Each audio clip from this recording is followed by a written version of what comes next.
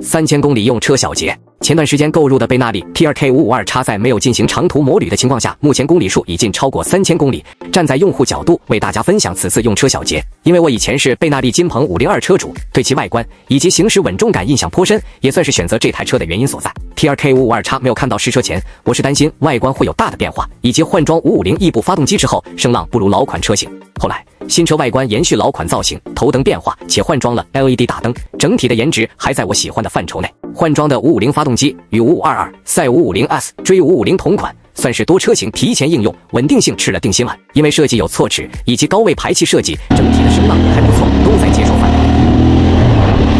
3000公里使用下来，500公里首保免费，3000公里第2次保养。机油机率300多，免费清洗了链条，整体的用车成本以及贝纳利重庆旗舰店的服务都还不错。目前为止购入的这台 TRK552X 没有出现任何问题，多位车友反馈的离合分离与结合的声音偏差，目前我的车上也有出现，个人认为是正常情况，不影响使用，也就没有关注。车友们最为关心的油耗，之前实测的一箱油综合路况极限续航里程为450公里，目前全程是通勤状态下，100公里油耗在4.5到5升左右，对于这样一款体积较大的车来说已经很不错。